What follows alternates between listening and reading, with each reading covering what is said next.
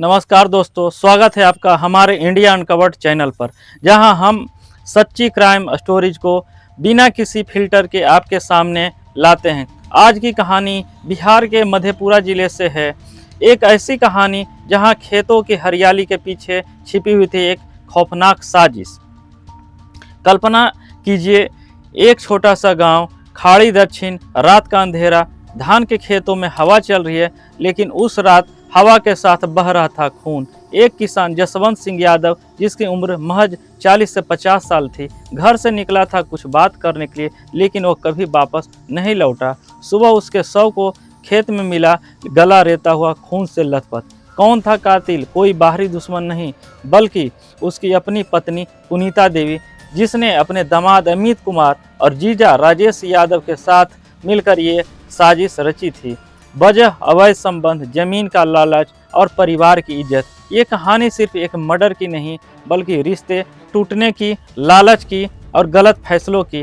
पूरी डिटेल सुनिए, क्योंकि ये स्टोरी आपको रातों की नींद उड़ा देगी। अगर आप ट्रू क्राइम पसंद करते हैं तो लाइक करें, सब्सक्राइब करें, कमेंट जरूर करें।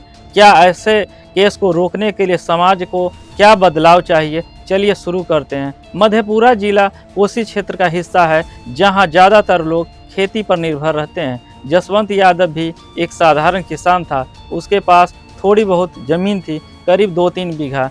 परिवार में उसकी मां उर्मिला देवी, पत्नी पुनीता देवी, एक बेटी जो अमित कुमार से शादीशुदा थी, और कुछ रिश्तेदार। शादी कई साल पुरानी थी। शुरू में सब कुछ ठीक चल रहा था, लेकिन पिछले 3 साल से घर में तनाव था। वजह जमीन व जायदाद का विवाद। जसवंत और पुनीत के बीच कोर्ट केस चल रहा था।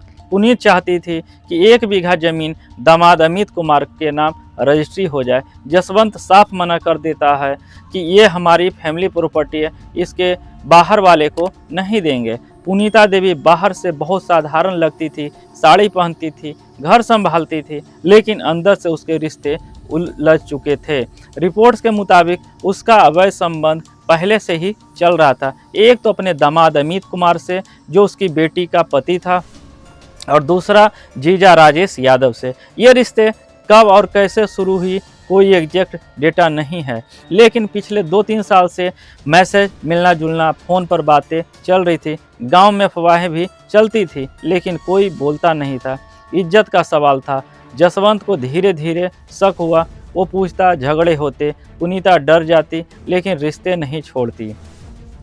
1 साल पहले पुनीता ने अपनी नाबालिग बेटी, करीब 12 साल की जो थी, की शादी अमित कुमार से करवा दी। ये शादी सिर्फ कवर अप था, ताकि अमित घर में आ जा सके बिना शक के। लेकिन जसवंत को ये बात पता चल गई। वो गुस्से में था। ये क्या कर रही हो? बेटी की ज़िंदगी बर्बाद कर रही हो तुम तो। विरोध बढ़ता गया। अब बात आती है अफेयर की। अमित कुमार दामाद गांव का ही लड़का था। वो पुनीत से मिलता था और फ़ोन पर घंटों बातचीत, मैसेज में आई लव यू, तुम्हारे बिना रह नहीं सकता जैसे शब्द। राजेश यादव भी इसी तरह। दोनों पुरुष पुनीता को खुश रखते हैं, कभी गिफ्ट, कभी पैसे, कभी मिलने। जसवंत जब विरोध करता, पुनीता कहती तुम समझते नहीं हो, लेकिन अंदर से वो प्लान कर रही थी। जमीन का लालच भी था, और अगर जसवंत रास्ते से हट जाए तो प्रॉपर्टी आसानी से ट्रांसफ़र हो सकती थी। झगड़े रोज होने लगे। जसवंत रात को अलग सोता, पुनीता घर में अकेले रहती। गांव वाले देखते, लेकिन चुप रहते। उर्मिला देवी सास को भी शक था, लेकिन वो बेटे से कहती, बेटा घर की इज्जत है, बचा लो। लेकिन जसवंत थक चुका था। 17 अगस्त 2025 शाम जसवंत घर पर था। पुनीता ने उसे बहलाया और खेत पर कुछ बात करनी है। जसवंत मान गया। वो सोचता होगा कि शायद बात बन जाए, लेकिन ये तो ट्रैप था। पुनीता ने अमित और राजेश को मैसेज किया और आज ख़त्म करना है। तीनों प्लान किए। प्लान सिंपल था। जसवंत को खेत ले जाना, बहस करना, विरोध पर अटैक। रात करीब 10 से 11 बजे जसवंत खेत पहुंचा। पुनीता पहले से वहाँ थी। अमित और राजेश छिपे हुए थे। बात शुरू हुई। जसवंत ने फिर मना किया, ज़मीन नहीं दूंगा, रिश्ते बंद करो। अचानक अमित और राजेश ने पीछे से पकड़ा। जसवंत संघर्ष किया, चीखने लगा, लेकिन गांव दूर था, कोई नहीं सुना सका। पुनीता ने तेज धारदार वाला हथियार, चाकू या दाव उठाया। एक ने जसवंत को दबाया, दूसरे ने गला रेता। गले की गहरी चोट खून फटा पड़ा। जसवंत कुछ ही सेकंड में बेहोश हो गया और मौत हो गई। शव को घसीटकर 5 किलोमीटर दूर नहर किनारे धान के खेत में फेंका गया ताकि लोग को लगे लुटेरा दुश्मन मारे। तीनों घर लौटे। पुनीता ने घर में सबको नॉर्मल दिखाया। सुबह गांव वाले खेत पर गए, शव मिला, हड़कंप मच गया। उर्मिला देवी चिल्लाई, पुलिस आई, मुरलीगंज थाना पोस्टमार्टम हुआ। मौत का कारण गले की गहरी चोट रात 10 से 12 के बीच में हुई है। उर्मिला देवी ने FIR दर्ज की। पुनीता, अनमित, राजेश पर आरोप। पुलिस ने पुनीता को पूछताछ के लिए बुलाया। वो पहले इनकार किया, लेकिन कॉल रिकॉर्ड्स, मैसेज मिले, विरोध कर रहा है। आज कर दो, जमीन मिल जाएगी। पुनीता टूट गई, कबूल किया अफेयर छिपाने और जमीन के लिए किया।